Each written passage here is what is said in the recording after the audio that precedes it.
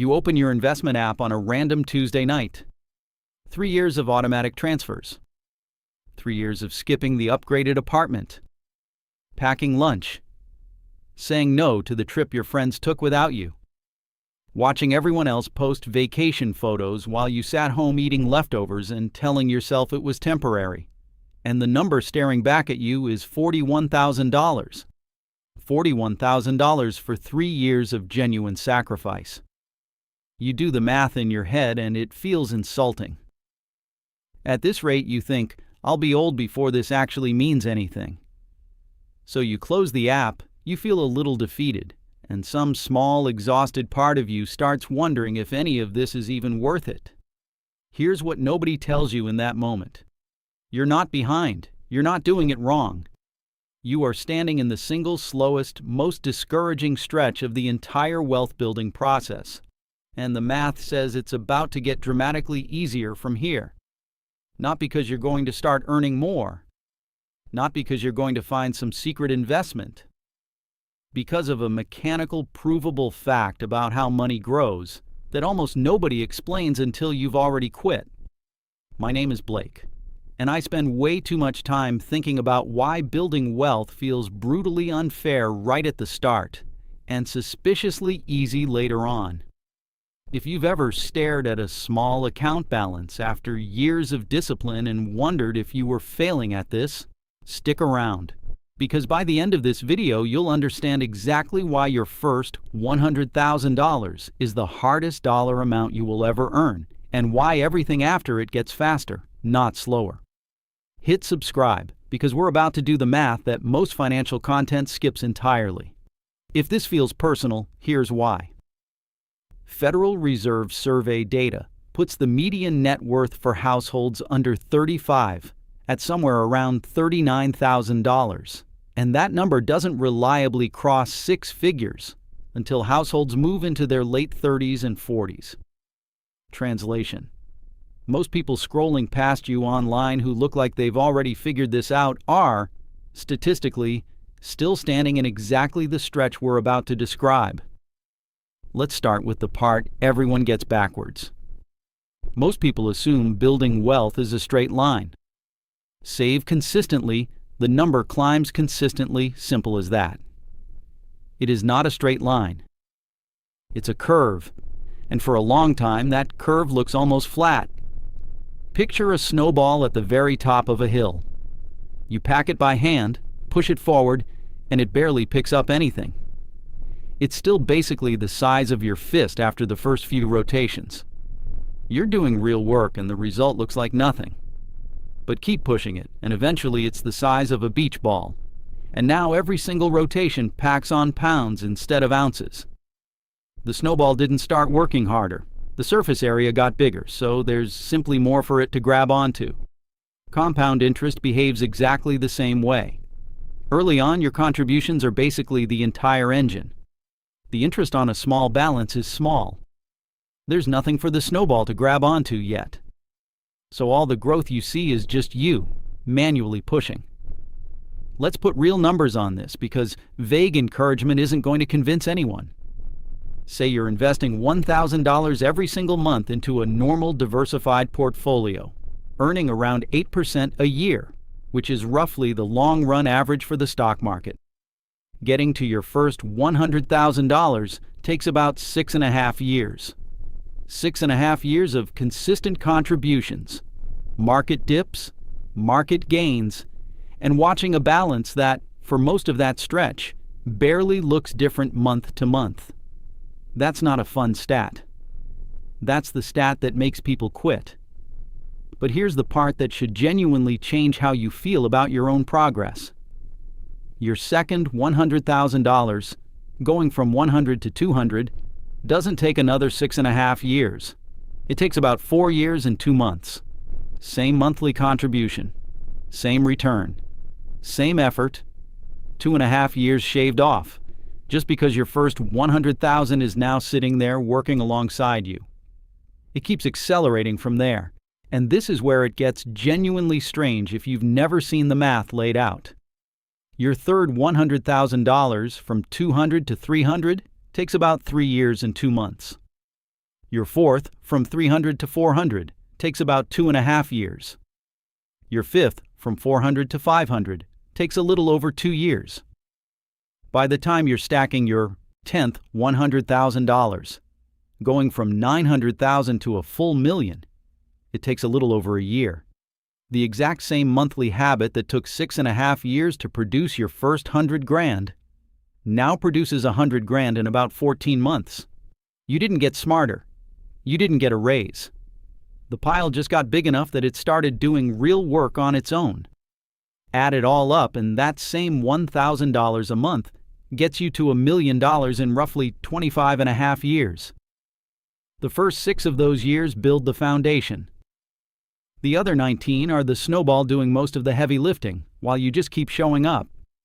There's actually a specific calculable moment where this shift becomes visible in your own numbers, and almost nobody points it out by name.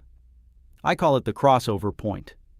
At an 8% return, if you're contributing $1,000 a month, that's $12,000 a year going in by hand. Your investments start earning $12,000 in a single year, purely from growth. No extra effort required.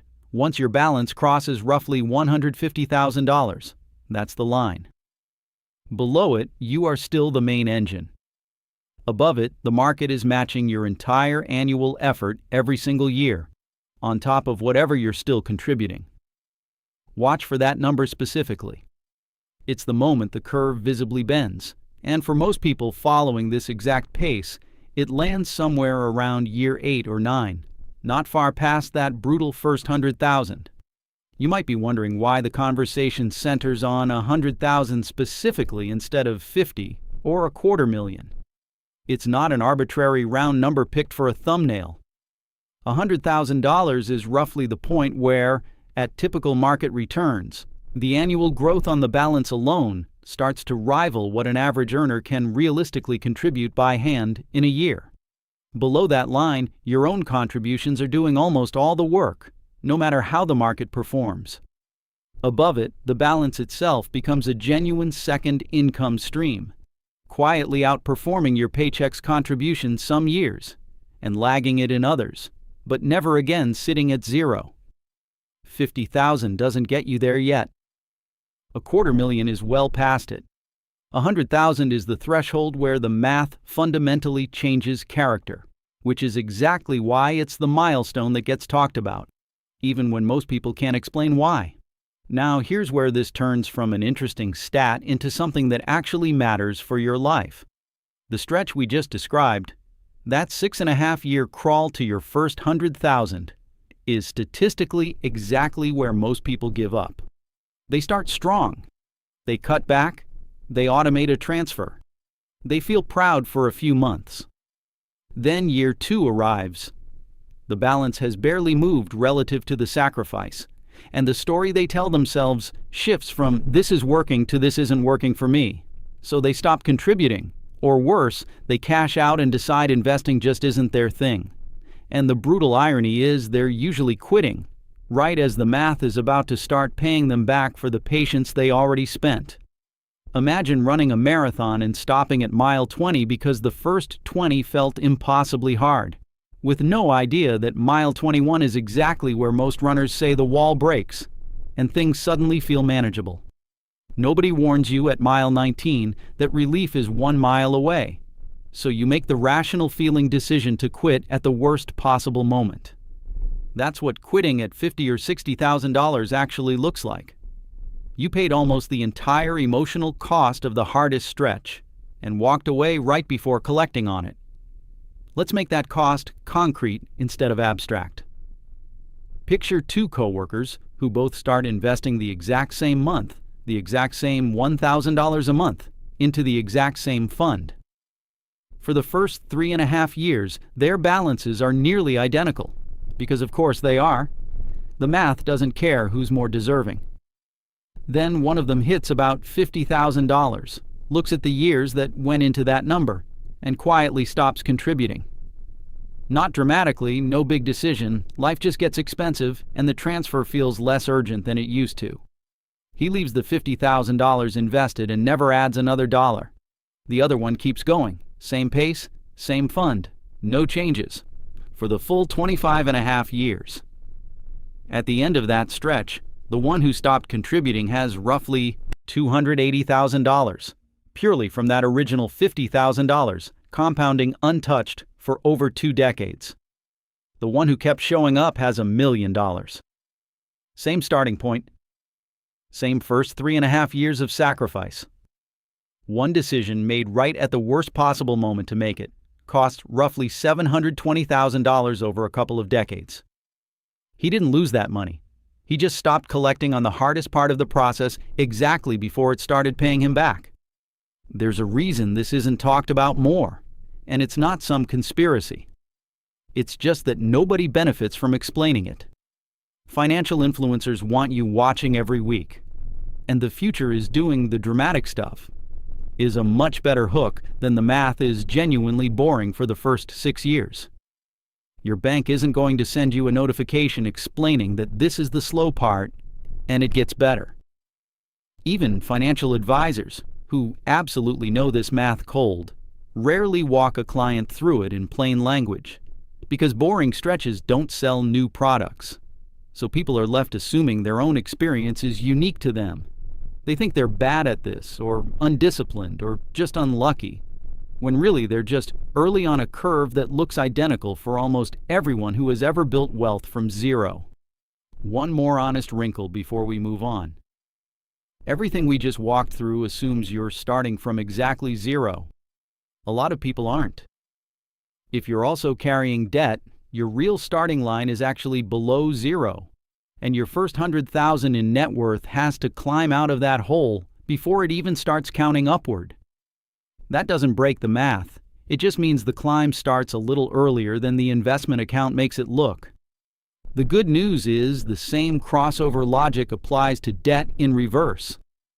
Paying down a balance is a guaranteed return equal to whatever interest rate you're being charged. So knocking out high-interest debt first isn't a detour from this process. It's the first leg of it. It's also worth saying that nothing about this requires every dollar to live in a single brokerage account. Net worth is the sum of everything: retirement accounts, home equity, savings, minus whatever you owe. The $100,000 milestone we're describing works the same way whether it's sitting in one index fund or spread across a 401k, an IRA, and a slowly growing emergency fund. The specific buckets don't change the curve. What matters is the total trending upward, consistently, while compounding does its work in the background across all of it at once. Quick reality check, because I'm not a financial advisor, and this isn't personalized financial advice. The numbers I'm walking through assume a consistent contribution and an average market return, and real markets don't move in a smooth, predictable line.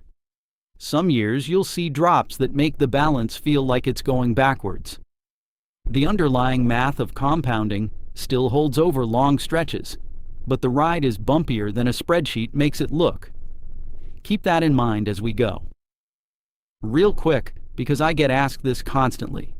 People want to know how I actually put these videos together, the research, the scripting, the way a topic like compound interest gets turned into something you actually want to watch for 20 minutes.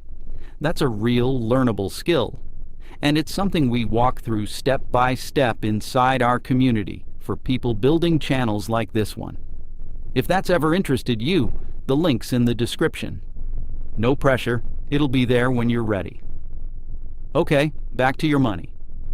So if the first 100,000 is the hardest stretch by design, the real question is, how do you actually get through it without quitting halfway?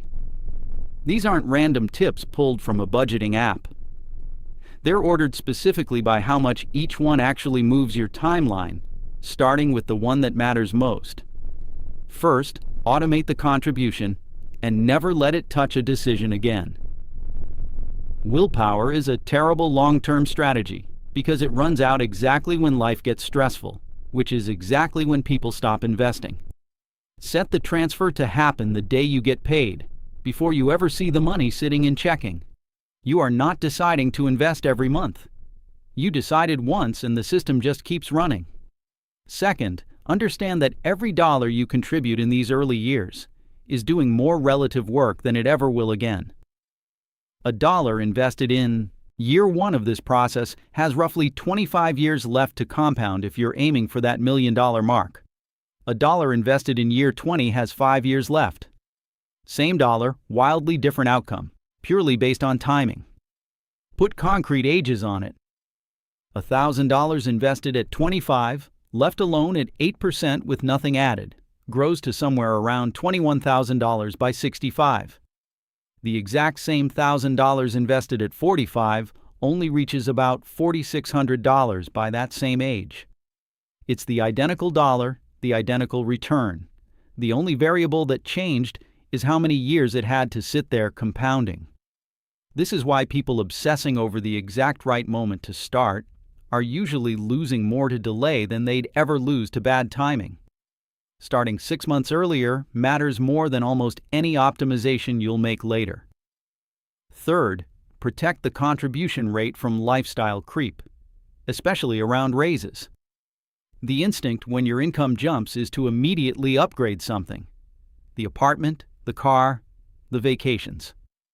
That's fine in moderation, but if you let your spending rise exactly as fast as your income, you've guaranteed yourself a permanently slow climb, because the gap between what you earn and what you invest is the only thing actually building the pile. A raise that doesn't touch your contribution rate is the single fastest legal way to cut years off this process. Fourth, if your employer plan or brokerage offers an auto-escalation feature where your contribution percentage ticks up by a point or two every year automatically, turn it on and forget about it. This does the same job as protecting yourself from lifestyle creep, except it doesn't rely on you remembering to do anything after each raise. It just quietly raises the bar in the background, the same way the snowball quietly grows on its own once it's big enough. People who set this up once almost never notice the extra percentage missing from their paycheck, because it's never sitting in, checking long enough to feel like spendable money in the first place. Fifth, stop overthinking which account this all lives in: a 401k, a Roth IRA, a regular taxable brokerage account. It doesn't matter for anything we just covered. The crawl then accelerate curve is identical in every single one of them, because it's a function of compound interest, not a function of tax paperwork. People burn months agonizing over the perfect account structure, while the clock that actually determines their outcome, time in the market, just keeps ticking either way. Pick a reasonable account, start contributing, optimize the account type later, once the habit already exists. Sixth, throw windfalls at the early balance instead of spreading them out. Tax refunds, bonuses, cash gifts, side income.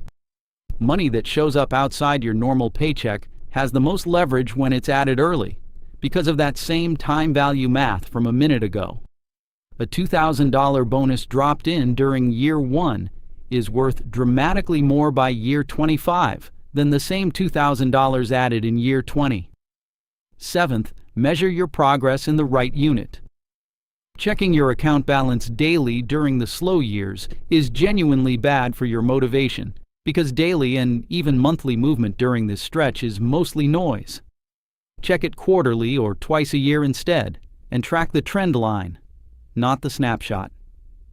People who obsess over short-term balance swings are far more likely to panic sell during a downturn. And panic selling during the slow years is uniquely damaging, because you're not just locking in a loss, you're removing the one variable, time, that this entire process depends on. And eighth, if you're currently sitting somewhere between 0 and 50,000 and it genuinely feels pointless, recognize that for exactly what it is: a feeling, not a fact. The math doesn't care how the climb feels. It only cares whether you kept contributing. Every single person who has ever crossed $1 million in investments walked through this same flat, frustrating, unglamorous middle stretch first. There's no version of this where you skip it. There's only a version where you understand it's temporary and a version where you don't, and quit. So go back to that moment we opened with. You checking the app. staring at a number that feels too small for how much you sacrificed to get there. Here's what that number actually represents, even if it doesn't feel like it yet.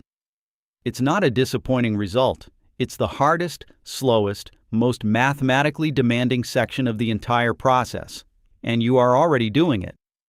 You're not behind some imaginary schedule.